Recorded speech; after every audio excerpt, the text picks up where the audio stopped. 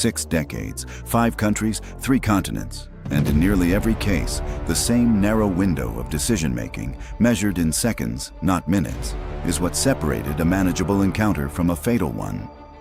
In this video, we break down 6 bear encounters, case by case. What happened, what the physical evidence shows, and what wildlife investigators and survivors concluded once adrenaline and hindsight were stripped out of the account. This isn't a ranking of which species is more dangerous. It's an accounting of what a person did or didn't do in the moments while distance still allowed a choice. The terrain changes with every case. The species changes. The math around distance, body weight, and reaction time does not. That's the pattern we're tracking, and it starts now.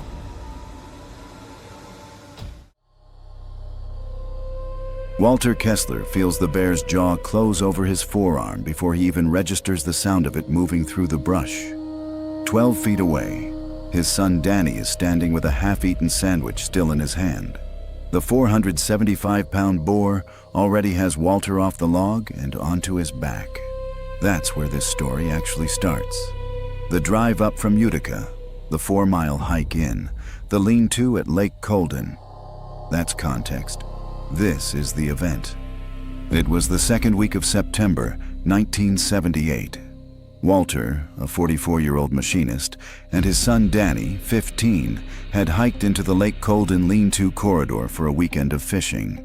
The stretch of trail around Marcy Dam and Lake Colden was, at the time, among the most heavily used and most bear-habituated in the park. Rangers had logged 11 food-related incidents that summer alone, most involving the same animal, a boar with a notched left ear, known informally among backcountry staff as a repeat offender at 3 different lean-tos. Walter and Danny didn't know that. They knew the site had a designated food hang cable, and they used it for the main pack. What they left on the ground by the fire ring was a half-empty bag of trail mix and a cooler still holding the morning's bacon grease. That was 30 seconds of laziness at the end of a long hike, not recklessness. It's the same decision thousands of backcountry campers make every season without consequence. This time, the bear was already in the area, already conditioned, and already treating human camps as a reliable food source. The bear came out of the tree line without hesitation, not the cautious, head-low approach of an animal testing an unfamiliar situation, but the direct walk of one that had done this before and expected the humans to retreat. Black bears default to caution around people. A habituated bear inverts that default. It has learned that proximity to humans predicts food, not danger, and it moves accordingly. Walter was seated on a downed log, working the trail mix bag open when the bear closed the last few feet. He didn't see it coming. His attention was on the bag, and the wind was carrying his scent away from the animal rather than toward it, which meant the bear had already patterned his position visually before Walter ever heard or smelled it. The bite landed on his right forearm as he raised it on reflex. Arm up, hand back. That's the same instinct that breaks a fall, and it's also what gets a forearm bitten instead of a chest or throat. It isn't a mistake. It's wiring older than judgment. What happened over the next 11 seconds is where the physical detail of this story lives. The bear's jaws closed with enough force to fracture Walter's radius in 2 places and tear through roughly 60% of the muscle mass in his forearm before he was fully off the log. His grip gave out, partly pain response, partly the simple mechanical fact that a forearm cannot hold a grip while it's being crushed. He went down onto his back with the bear's full weight coming forward onto his chest. Danny's response is the reason this story has a survivor. 15 years old, with nothing in reach but a canoe paddle leaning against the lean-to wall, he crossed the 12 feet to his father in under 3 seconds and began striking the bear across the shoulders and skull. Black bears, unlike grizzlies, disengage from a committed attack far more readily once the perceived cost outweighs the reward. They aren't wired for prolonged conflict the way a defending sow grizzly is. After the 4th or 5th blow, the bear released Walter's arm, stepped back, huffed twice, a warning vocalization, not a prelude to renewed attack, and retreated into the tree line at a stiff-legged trot. Walter's physiological state was already deteriorating by the time other campers reached him. Tunnel vision had set in within the first 30 seconds, a documented effect of the adrenaline surge that follows traumatic injury. It narrowed his awareness so completely that he later couldn't recall Danny speaking to him at all in those first minutes. Blood loss from the forearm was significant, but not immediately catastrophic. The brachial artery itself wasn't severed, though a branch vessel was, producing steady rather than pulsing hemorrhage. 2 campers from a neighboring site packed the wound with a rolled bandana and elevated the arm, buying the roughly 90 minutes it took a ranger to reach the site and begin the evacuation. Medical findings and aftermath. Walter was flown by helicopter from a clearing near Lake Colden to Glens Falls Hospital. Surgeons documented 2 fractures of the radius, extensive laceration and crush injury to the forearm's flexor muscles, and partial damage to the median nerve. At 44, with reasonable baseline health, his physiological reserve was sufficient to tolerate the blood loss and the 6-hour surgical repair that followed, but the nerve damage proved only partially reversible. He regained roughly 70% grip strength over 18 months of therapy and lived the rest of his working life with a tremor in 2 fingers and a scar running nearly the length of his forearm. Infection risk in bear bite wounds runs higher than most trauma of comparable size. A bear's mouth carries a dense and varied bacterial load, and Walter's treatment included a 10-day antibiotic course specifically because of that risk, not as routine precaution. What led to this outcome was a chain of decisions that each made sense on its own. Leaving trail mix and a greasy cooler outside the food hang wasn't negligence by the standard most campers apply to themselves.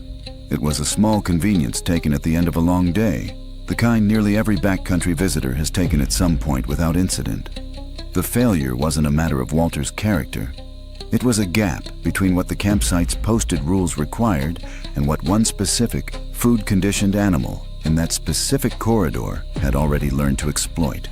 Before crediting what worked, it's worth sitting with that gap. 11 prior incidents that season meant the real risk on that stretch of trail was already well above what an ordinary camper would assume walking in, and neither Walter nor Danny had any way to know it. One thing was done right, and it's why Walter walked out of those woods instead of being carried out. Danny's response, which worked because it matched the actual behavior of the species involved. A black bear mid-attack on a food reward isn't a grizzly defending cubs or a kill. It's an animal running a cost-benefit calculation in real time, and a 15-year-old with a canoe paddle changed that calculation fast enough to matter. That isn't luck. Black bears disengage from costly conflict far more readily than brown bears or grizzlies do, and Danny's aggression exploited exactly that difference, whether he understood the biology behind it or not. Practical takeaway. If you're camping in bear country, everything that carries a smell, food, wrappers, cooking grease, even toothpaste, goes in the hang or the canister.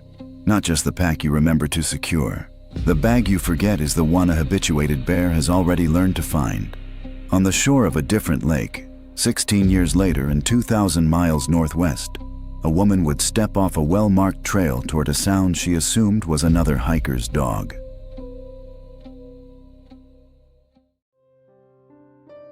Margaret Sutherland's skull carries a puncture wound 4 inches deep above her left ear. Her day pack, still buckled across her chest, is torn open at the zipper where a claw caught it mid-swipe. She had roughly 11 seconds between the moment she registered movement in the willows and the moment the sow's jaws closed over the back of her head. It happened on the Bourgeot Lake Trail in Banff National Park, Alberta, on a clear afternoon in the second week of July, 1994. Meg was 38, an experienced hiker who had done the Bourgeot Lake route twice before. She was 3 miles in, alone, moving at a pace that put her slightly ahead of the 2 friends she'd started the hike with. They'd stopped to photograph a marmot and told her to go on to the first viewpoint.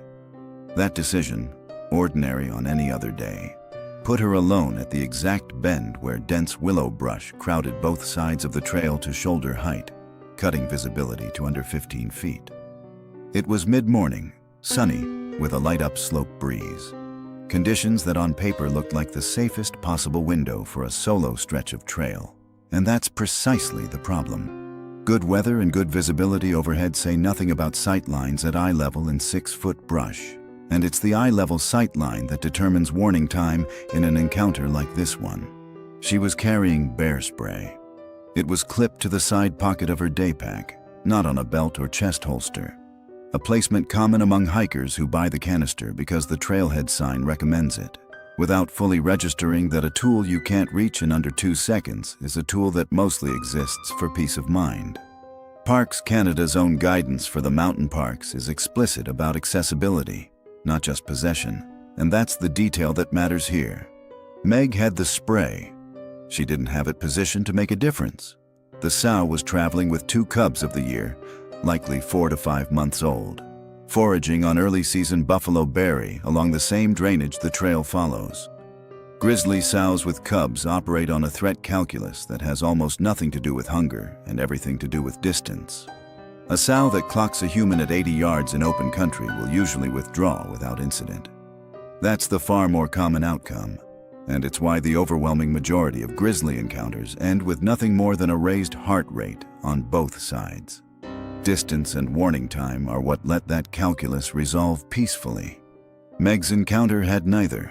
The willow brush collapsed the sow's reaction window to almost nothing, and a grizzly sow surprised at close range with cubs present doesn't run an assessment. She responds. The bear closed the gap, roughly 18 feet by later track measurement, in under 2 seconds, a speed that outruns any human sprint and outruns most people's ability to even finish registering that the animal is already moving. A charging grizzly at full extension can exceed 30 miles an hour, and at that speed, the sound of the charge, heavy, 4-footed, closing fast through brush, often reaches a person only a half second before the animal itself does. Meg turned, which put the back and side of her head and neck in the bear's path instead of her raised forearms. Investigators noted this specifically. Hikers who face a charging bear and go to the ground, protecting the back of the neck with laced fingers, survive grizzly maulings at meaningfully higher rates than hikers who turn or run, because turning removes the one instinctive defense from the equation and triggers a pursuit response that a stationary posture does not. The attack lasted under 30 seconds, though survivors of comparable encounters consistently describe that window as feeling several times longer. A distortion tied to the same adrenaline response that narrows peripheral vision and compresses time perception under acute threat. The sow bit down on the skull and upper back twice, delivered a series of raking claw strikes to the shoulders and torso, then withdrew with her cubs back into the brush the moment she judged the threat neutralized, consistent with defensive rather than predatory behavior, where the goal is to stop a perceived threat, not to feed. Predatory grizzly attacks, by contrast, tend to continue past the point where the target has stopped moving, sometimes resuming after a pause. This one didn't. The cubs never approached. They stayed at the tree line throughout, which is itself consistent with a defensive rather than a hunting scenario. Medical findings and aftermath. Meg's friends reached her within 4 minutes of hearing the commotion. She was unconscious, with catastrophic skull trauma, including a depressed fracture at the puncture site and significant intracranial hemorrhage. Both friends had basic first aid training and controlled the visible external bleeding while keeping her airway clear. But the injuries were beyond what field intervention could address.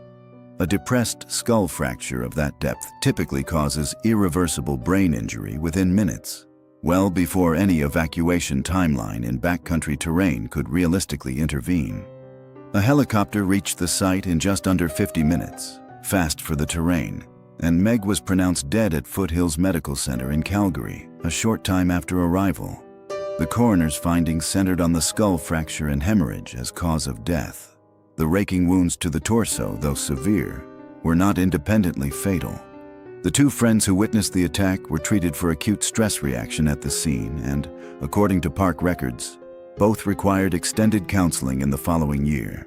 One later became a volunteer with Parks Canada's Visitor Safety Education Program, specifically presenting on bear spray accessibility at trailhead orientations, a fact wildlife officers cite when explaining why this case remains part of internal training material more than a physical trauma report would on its own.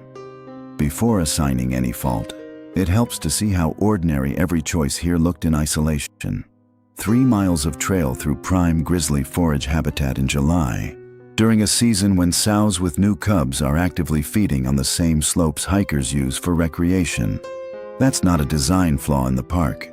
It's the working reality of sharing habitat with an apex predator, and it's exactly why the posted advisories about hiking in groups and making noise through blind corners exist. Meg's group splitting up, even briefly, and her pace carrying her alone into a sightline-limited bend are what turned a statistically low probability encounter into the one that happened. The bear spray in the side pocket compounds it, not because carrying spray was wrong, but because a tool that takes 3 or 4 seconds to reach and deploy needs a threat window longer than 2 seconds. And this encounter never offered one. The park's own after-the-fact review settled on one point without dispute. This was textbook defensive behavior from the sow, ended the moment the perceived threat was gone, with no pursuit and no feeding involved. The bear was later located and euthanized under standing park policy for grizzlies involved in a human fatality. A step officials noted was about liability and precedent, not culpability. The animal had done exactly what a defending mother grizzly does, practical takeaway. In blind corner terrain, dense brush, wind-loud creeks, tight switchbacks, talk loudly and stay together, even for 5 minutes to photograph a marmot, and carry your spray where you can draw it in under 2 seconds, not wherever you remember packing it. On an island off the Alaska coast, a hunting guide would find out exactly how much difference 2 seconds and 250 grains of copper-jacketed lead can make.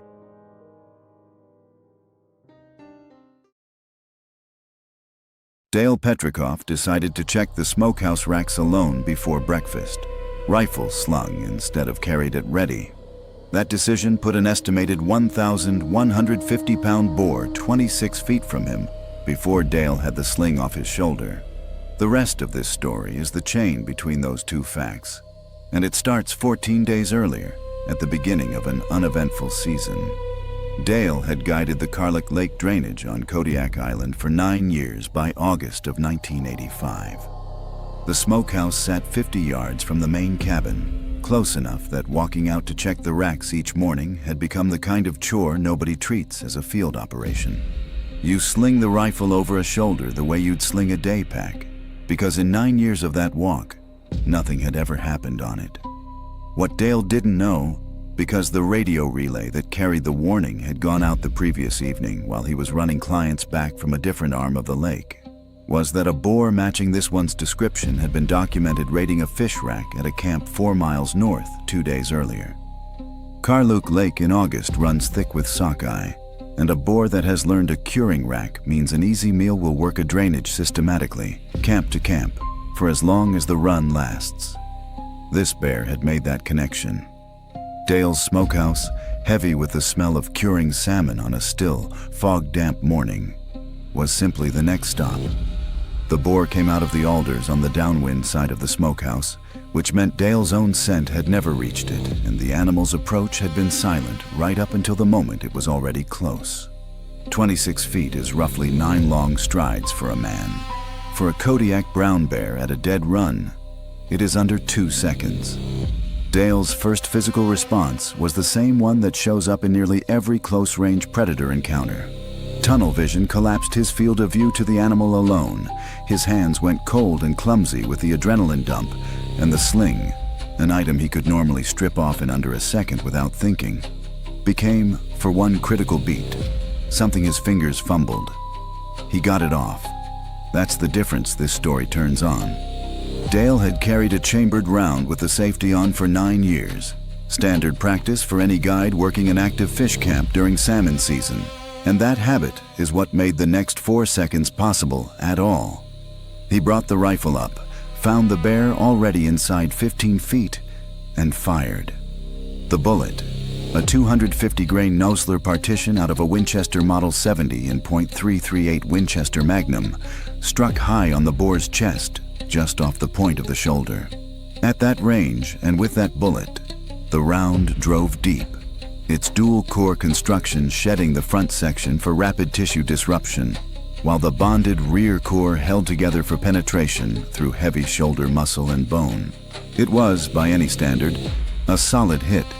It was not, however, a shot that reached the central nervous system, and a bore of that size carries enough momentum and adrenaline of its own that a chest hit off the CNS does not switch it off like a light.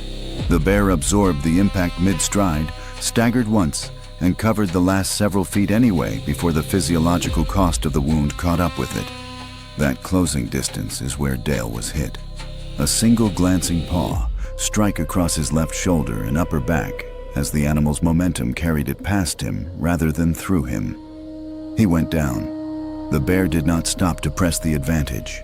Within 2 or 3 seconds of the impact, its legs were already failing to coordinate properly, a visible symptom of the blood loss and shock setting in from the chest wound, and it wheeled off into the brush rather than continuing the attack. A break driven by the animal's own rapidly declining physical capacity, not a change of intent. Medical findings and aftermath. Dale's wounds were extensive but survivable without evacuation by air. 4 parallel lacerations across the shoulder and upper back, the deepest reaching muscle but missing the scapula and the major vessels of the neck and upper arm. A second guide at the cabin cleaned and packed the wounds and radioed for a float plane, which reached the strip within 2 hours. At a clinic in Kodiak town, the lacerations were closed with roughly 40 sutures across 3 separate wound sites.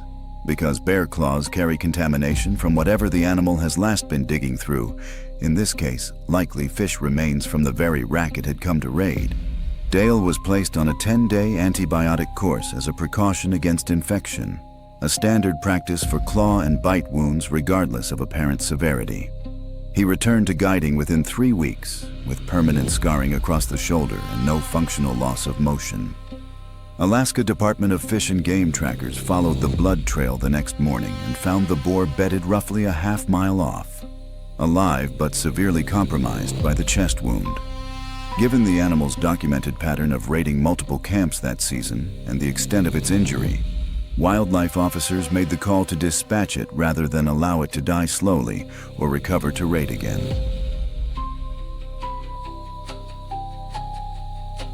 The failures here are not obvious. To see them, we start not with a rifle, but with a radio relay, a documented nuisance bear warning that never made it down the relay before Dale walked out that morning. 9 years of an uneventful routine is exactly the kind of history that makes slinging a rifle instead of carrying it feel like common sense rather than risk. The real gap wasn't Dale's judgment on any single morning. It was a communication breakdown in a system that depended on every guide getting the same warning at the same time. And this time, one didn't. The part that actually mattered was buried well beneath the surface of the encounter, not in the moment of the charge itself. 9 years of carrying a chambered round rather than an empty chamber meant that when the 2 or 3 seconds mattered most, Dale had a rifle that only needed to come up and fire, not be worked before it could. That single standing habit is the entire reason this story has a survivor rather than a fatality. Practical takeaway. During an active nuisance bear advisory on a fish camp drainage, carry the rifle in hand or on a chest sling you can bring up in one motion, not over the shoulder, no matter how routine the walk feels. Routine is exactly the condition these advisories are meant to interrupt. Halfway around the world, on a lake famous for producing some of the largest brown bears on the planet, a field researcher would misjudge a warning sign that had nothing to do with sound or scent at all.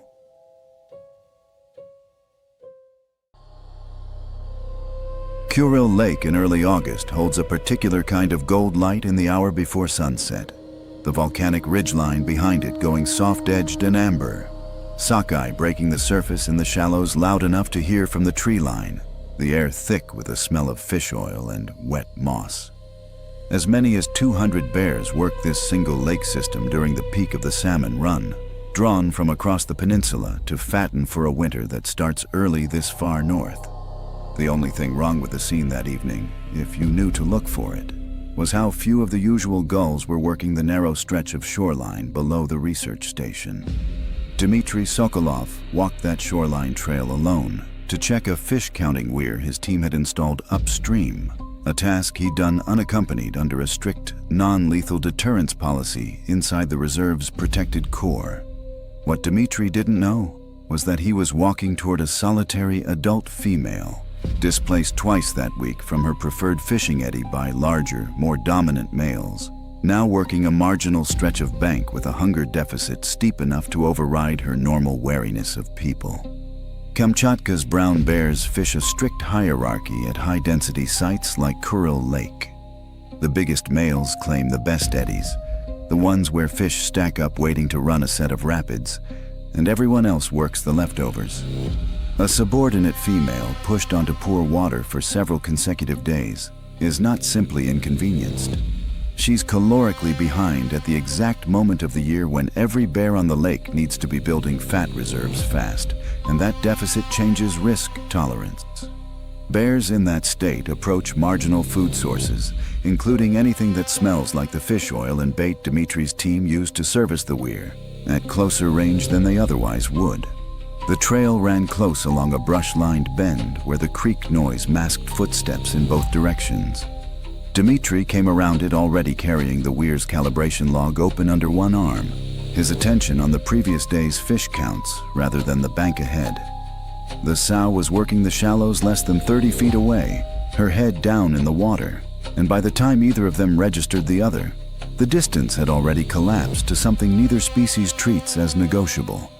Later, reconstruction of the site, including drag marks and a disturbed patch of bank grass, suggested Dmitry may have had no more than a second or two of visual contact with the animal before she reacted. Barely enough time to register a shape, let alone assess it.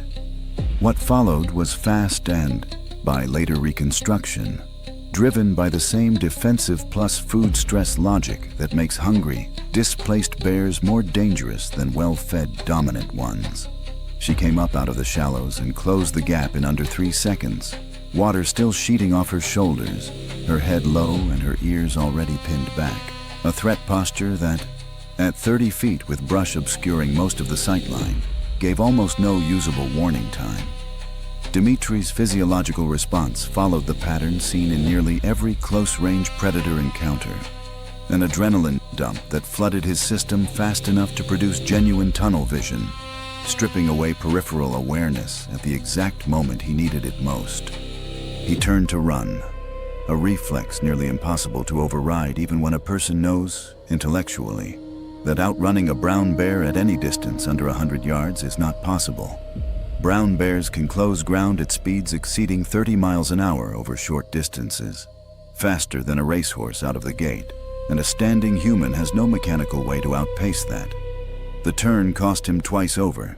It removed his hands and forearms as a barrier, and it put the back of his head and neck directly in her path at the moment of contact.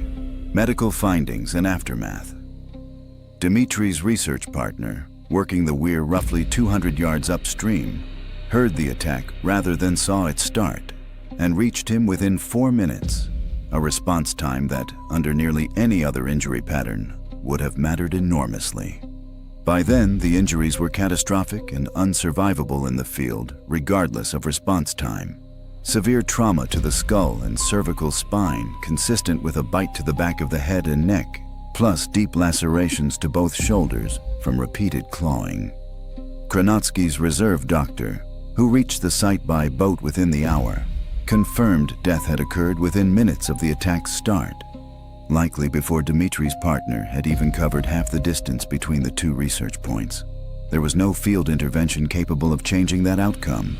The injury pattern placed this well outside the range of survivable trauma, even with immediate advanced care. The psychological toll on the small research station was significant and well documented in the months that followed. Fieldwork near the affected stretch of shoreline was suspended for the remainder of that season, and 2 of the 4 researchers stationed there that summer did not return to bear density fieldwork in subsequent years. a quiet but consistent pattern seen across wildlife research programs after a fatal incident involving a colleague working under otherwise standard protocol. Assigning responsibility here starts in an unexpected place, not with Dimitri, but with a fishing hierarchy that had nothing to do with him.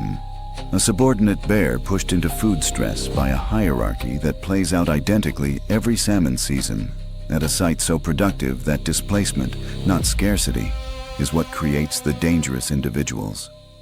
Dimitri's specific error was smaller and easy to sympathize with. Checking a weir he'd safely visited a dozen times before, attention on a logbook instead of the bank. At the one moment a hungry, displaced bear happened to be working that exact stretch of water. 12 uneventful trips is precisely the kind of history that erodes vigilance on the 13th, and there is no realistic protocol that eliminates that erosion entirely on a research station this small. The reserve zone review landed on a single point of clarity: the emergency non-lethal deterrence policy staying in force everywhere except the direct threat radius around the attack site, protecting the broader Kuril Lake bear population, whose fishing hierarchy this entire tragedy grew out of, from a blanket response that would have punished animals with no connection to the incident. Only the specific sow, after a follow-up aggressive approach toward the search team the next day, was destroyed. Reserve staff were explicit afterward that the animal's behavior, viewed on its own terms, was not aberrant. A hungry, displaced bear defending access to a marginal food source is standard fishing hierarchy behavior at Kuril Lake every single season. What made this instance fatal wasn't a rogue animal. It was an ordinary, predictable pressure inside the population intersecting with one person's routine at exactly the wrong bend in the trail. Practical takeaway. At high-density feeding sites, distance discipline matters more than experience.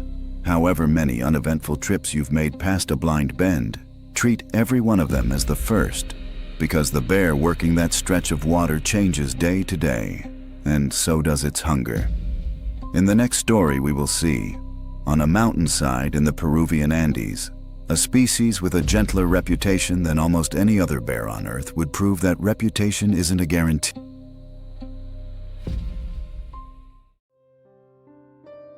Rosa Huaman's left cheek carries a 4-inch claw laceration that missed her eye by less than half an inch. Her hiking pole, bent to nearly a 40-degree angle, lies where she dropped it 8 feet down the slope. She was 31, guiding her second trekking client of the season, when the entire encounter lasted no more than 9 seconds. It happened on a scree slope above Lake 69, in Huascarán National Park in Peru's Cordillera Blanca, on a cold, clear morning in June of 2007. Rosa had guided the Lake 69 route more than 60 times in 4 seasons. It's one of the most hiked day treks in the range, a steep climb to a glacial lake the color of unpolished turquoise, popular enough that most guides consider a bear encounter here close to a non-issue. Spectacled bears are the only bear species native to South America, and by a wide margin they carry the mildest reputation of any bear species on Earth. Primarily herbivorous, largely nocturnal or crepuscular, and famously reclusive around people, they are documented in scientific literature almost exclusively as animals that flee human contact rather than escalate it. That reputation is accurate for the overwhelming majority of encounters. It is not, as Rosa found out, a guarantee. Adult males of the species top out around 340 pounds, small compared to nearly every other bear on this list, and their diet leans so heavily toward bromeliads, fruit, and palm hearts that many Andean guides go entire careers without a single reportable encounter. That rarity is exactly why no formal carcass awareness protocol existed on this particular trekking route before Rosa's incident. The operating assumption, reasonable given decades of data, was that this species simply did not present the kind of risk that requires one. What neither Rosa nor her client could have known rounding the blind switchback that morning was that a male spectacled bear, opportunistically scavenging in a range where large carrion is rare, had found a dead vicuña calf just off the trail the previous night and had not yet finished feeding. Spectacled bears are primarily plant eaters, bromeliads, fruit, palm hearts, but they take meat when the opportunity is easy and low risk, and a bear actively guarding a fresh kill operates under a completely different threat calculus than the shy, plant-foraging animal most hikers picture. Resource-guarding behavior of this kind exists across nearly every bear species. It is simply rare enough in this particular species and this particular range that no one on the trail that day was thinking about it. The switchback itself was the second factor. Loose scree forced the trail into a tight zigzag with almost no sight line more than 15 feet in either direction, and the wind that morning was moving down slope, carrying Rosa's and her client's scent away from the carcass site rather than toward it. The bear had no advance warning that people were approaching, and neither did Rosa. They came around the final turn already inside 10 feet of the kill.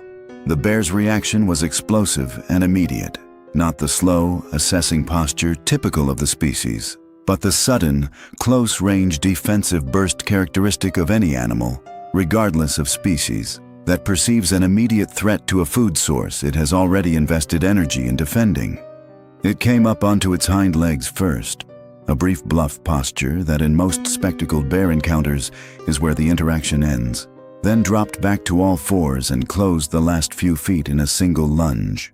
It rose and swiped once, catching Rosa across the face as she instinctively raised her hiking pole, which absorbed enough of the force to bend, but not enough to fully deflect the claw strike. Her client, a full stride behind her on the narrow trail, had no clear path to intervene, and later said the entire sequence, start to finish, felt faster than he could process in real time. She stumbled backward down the scree slope, putting distance between herself and the carcass without meaning to, and that distance is very likely what ended the encounter. Once Rosa was no longer positioned between the bear and its kill, the animal did not pursue. It held its position over the carcass and let both hikers retreat down the slope, never so much as taking a step toward them as they backed away. Medical findings and aftermath. Rosa's client, though unarmed and untrained, applied direct pressure to the facial wound with a rolled buff and helped her descend nearly a mile to where a park ranger patrol reached them by radio call. The laceration required plastic surgery at a hospital in Huascarán, 4 hours by vehicle from the trailhead, where surgeons closed the wound in layers to minimize scarring given its proximity to the eye and the fine muscle structure of the cheek. At 31, with no complicating health conditions, Rosa's recovery was straightforward from a purely physical standpoint, full healing within 6 weeks and no permanent loss of facial function. The scar itself remained visible for the rest of her life. A thin, pale line she later said clients asked about on nearly every trek she guided afterward.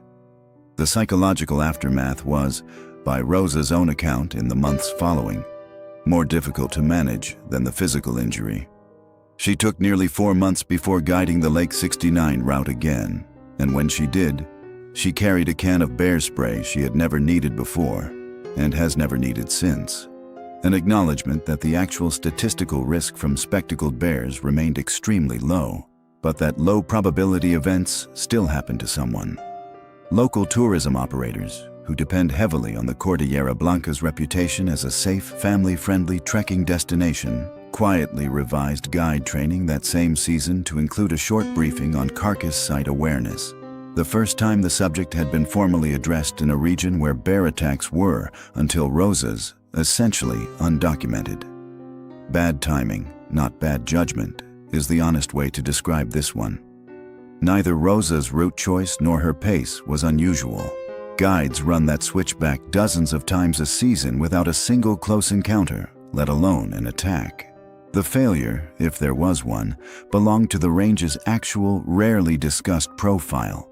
A species with a well-earned reputation for avoiding people can still produce a defensive attack when a fresh kill and a blind corner intersect with foot traffic, and no amount of route familiarity changes the odds on the one day that intersection happens.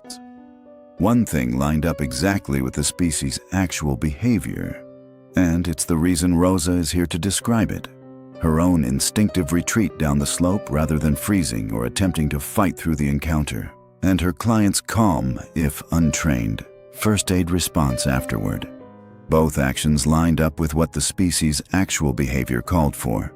Distance ends a resource-guarding encounter far more reliably than confrontation does, even though neither Rosa nor her client had any way of knowing that in the moment. Practical takeaway. On blind switchbacks in any bear range, make noise before you round the corner, even on a trail you've hiked 60 times. Familiarity changes your confidence. It does not change what might be 20 feet past the bend. In the forested ridgelines of Eastern Europe, a bear already known to local rangers by name would prove that a reputation, once earned, is rarely the whole story.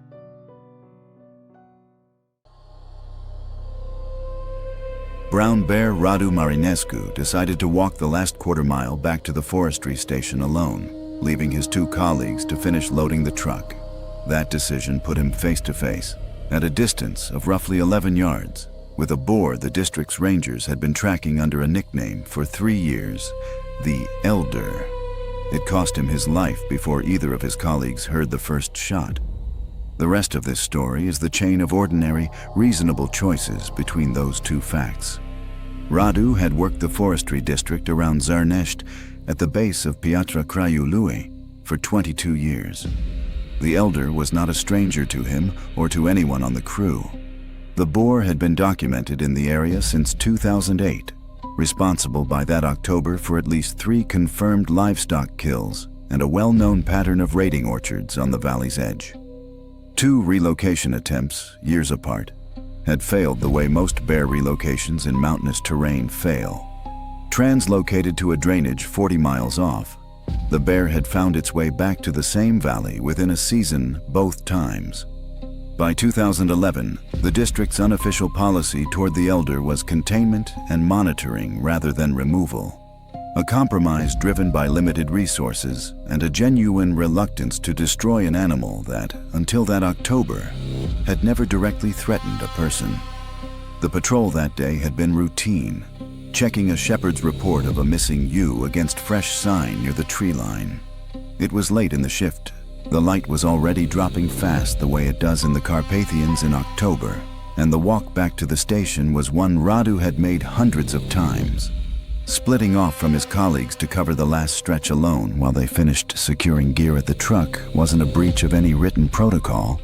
The buddy system rule on the books applied specifically to active tracking of a flagged animal, not to the final few hundred yards of a shift everyone treated as already over.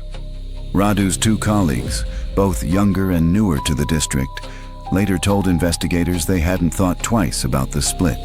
It matched how the crew had wound down dozens of shifts before, and nothing about that particular evening had signaled otherwise. Fresh ewe kills in the area had been attributed to a different, smaller bear earlier that week, which meant the Elder wasn't even the animal foremost in anyone's mind as they packed up for the day. The Elder was moving through the same tree line at last light, likely drawn by the scent of the crew's gear or simply working his established evening route between the orchard and a bedding site. Brown bears at this age and size, European males of exceptional stature can reach 800 to 900 pounds in prime late fall condition, building fat for winter denning, move with surprising quiet through timber for an animal of that mass, and the wind that evening was moving across the slope rather than along it, giving neither party a reliable scent warning of the other.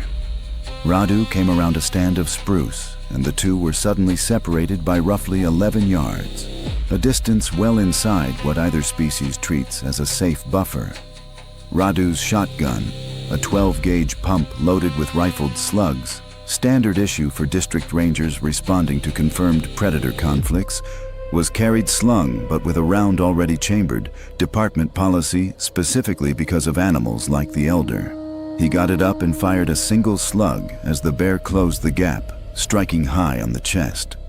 At 11 yards, a rifled slug of that weight carries substantial energy and would, on a more square hit or a follow-up shot, have very likely stopped the charge outright.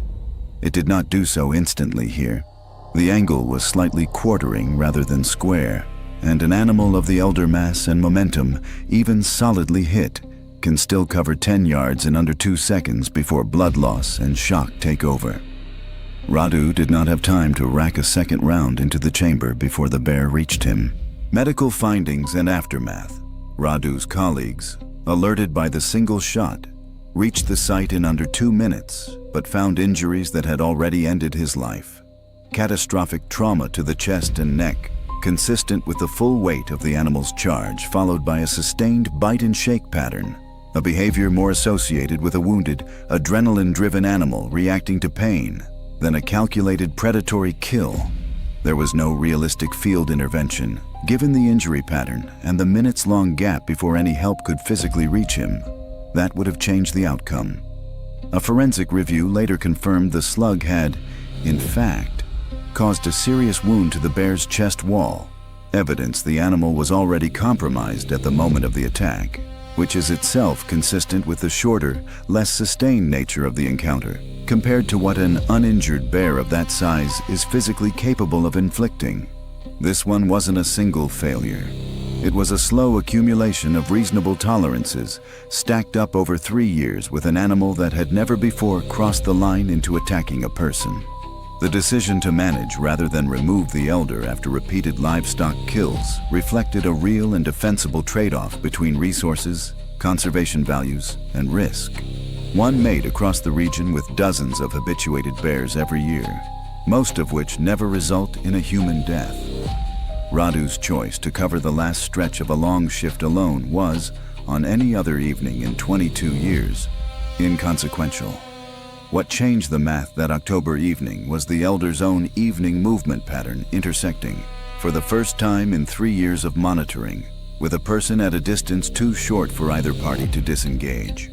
If anything went right in those 2 seconds, it was Radu's own reaction time. Getting a chambered slug into the bear at all, at 11 yards, under full adrenaline load, is a difficult shot that many trained people do not manage to get off cleanly. That shot is very likely the reason the bear did not continue toward the 2 colleagues at the truck, breaking off once the physiological cost of the wound registered.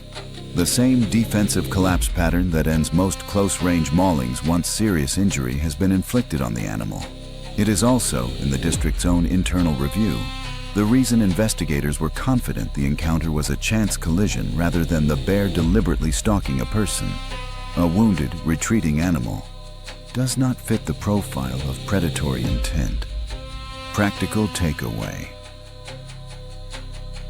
When monitoring a flagged, habituated predator, the buddy system rule has to apply to the entire shift, including the walk back, not just the tracking portion the paperwork defines as active. The animal doesn't know when your shift ends, and it doesn't consult the same schedule you do. The elder's 3-year run in that valley ended 11 days later, tracked to a ravine 2 miles from where Radu had made his final decision, after a 4th confirmed livestock kill left district officials no further room for the compromise that had held since 2008. By the time it was over, everyone in Zernest already knew the name of the ranger who hadn't gotten the second shot off in time. 6 cases, 6 species, 3 continents, decades apart at the extremes, and every one of them turned on the same narrow window, the few seconds when a person still had a choice before the animal's own physics took over. The terrain changed, the wildlife changed, the math around distance, weight, and reaction time never did. If you want more case-by-case breakdowns of what the evidence actually shows, subscribe to Claws of Chaos. New analysis goes up every week. Stay safe out there. Hey, we need your help. If you've loved these terrifying true stories so far, we need your help to keep sharing them and create new episodes every week. Please grab your phone, scan the QR code now, and tap the subscribe button that opens on your screen.